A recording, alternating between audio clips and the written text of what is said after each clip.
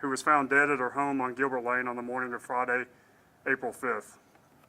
This investigation is still very much ongoing, and there are many details that I will not be able to share today. However, there have been significant developments as of this morning.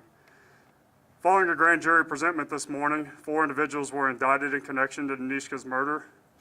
Those individuals are Ladawine Osborne, 39 of Knoxville, Marquise Ellis, 20 of Knoxville, Edward Wilson, 31 of Knoxville, and Angela Greenberg, 59 of Knoxville.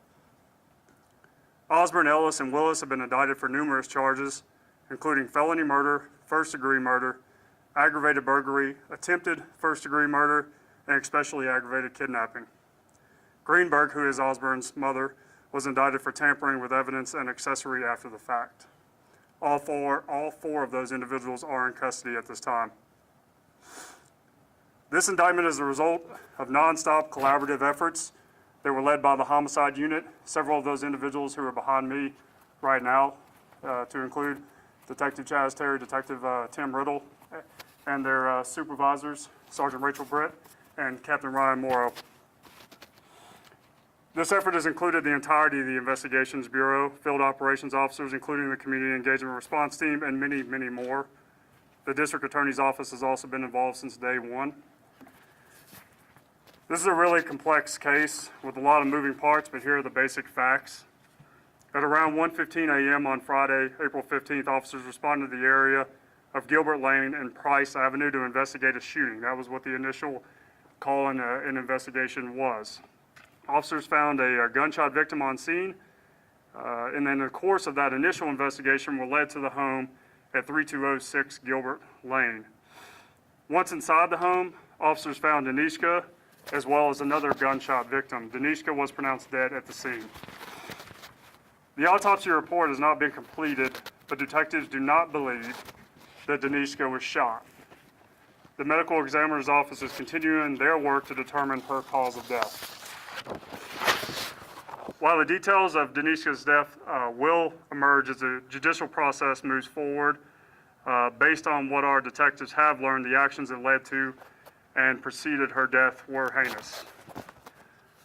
Thankfully, the 2 gunshot victims were treated for non-life-threatening injuries and are expected to fully recover. While officers were still on the scene on Gilbert Lane, they were notified that a man who you all know and has since been identified as Ladawine Osborne showed up at the UT Medical Center to be treated for a gunshot wound. Officers responded to the hospital, and in the course of that investigation were able to determine that Osborne had been at the scene of the shooting at the Gilbert Lane home. Several hours prior to the events on Gilbert Lane, Danishka reported to KPD Special Crimes Unit detectives that she was a victim of a sexual assault, naming Osborne as the suspect in that sexual assault. After Mr. Osborne was released from the hospital on Friday morning, he was questioned by homicide unit detectives regarding both the alleged sexual assault and Danishka's death. He was charged on Friday, April 5th, for the rape, which allegedly occurred sometime between April 1st and 2nd. Osborne has been in custody since April 5th. So shortly after the initial, we became involved in the initial investigation into Danishka's death. Continued investigation over the past 72 hours and beyond led detectives to identify the other involved individuals who were indicted today alongside of Osborne. Edward Wilson has been in custody since Monday afternoon when he was taken into custody by organized crime unit detectives for a warrant out of Blount County for failure to appear. Marquise Ellis has been in custody since yesterday afternoon when he was taken into custody by Community Engagement Response Team officers for violation of probation. Angela Greenberg was taken into custody earlier this afternoon by Knoxville Police Department officers. I want to emphasize again that this investigation is still very much ongoing, and charges are really only the start of this process for our detectives and our department and for the prosecutorial team over the District Attorney's Office. But we certainly wouldn't be here today without the exceptional, tireless efforts of the folks behind me and many, many more folks who are in the other side of the building in the field operations bureau and all across the department and even outside of our department. The homicide units have worked nonstop since the early hours of Friday, and this indictment is truly, really and truly a reflection of that. This time I'm going to turn it over quickly to Chief Warren.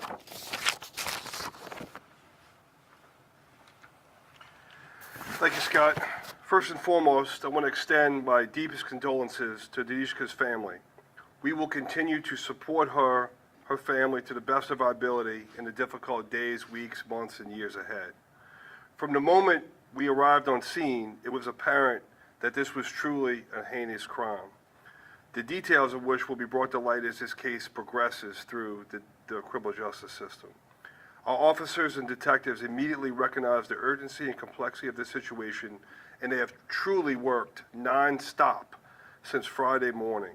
They left no stone unturned. It's my privilege to watch them work, to watch the detectives that you see behind me, our patrol officers, our CERT team, our crime analysis, the relationship we have with the district attorney's office.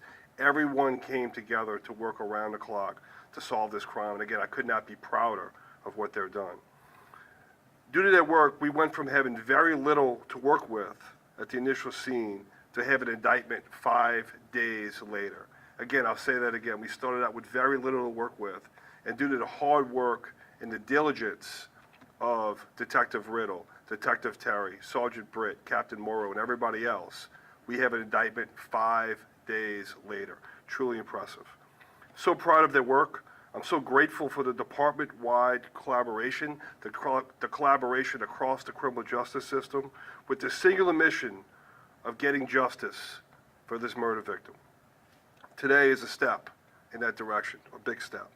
This investigation is still very much ongoing, but we believe we have identified and charged the individuals most directly responsible for her death. This is truly outstanding work by our homicide unit. You've heard me say this time and time again, how impressed I've been by the work they've done. They've maintained a homicide closure rate well above the national average since they've been formed less than 2 years ago. Again, less than 2 years ago, this homicide unit was officially formed. And since then, a closure rate well above the national average. This is a reflection of their devotion and their attention. This is a reflection of their devotion and their exceptional teamwork. And again, I just was able to view that in person over the last 5 days. I could not be prouder or more impressed with Captain Morrow and the leadership of the detectives underneath his command. This is the kind of effort we have and will continue to dedicate to any homicide that happens in our city. I'm going to turn it back to Scott to close out. Thank you, guys. Again, as you understand, this case is still very much ongoing, and we will continue to update you as it continues to progress and any new developments that emerge in the course of this investigation. But again, appreciate you for being here, and we'll follow up with a news release later this afternoon with the information that we shared in today's press conference. Thank you all.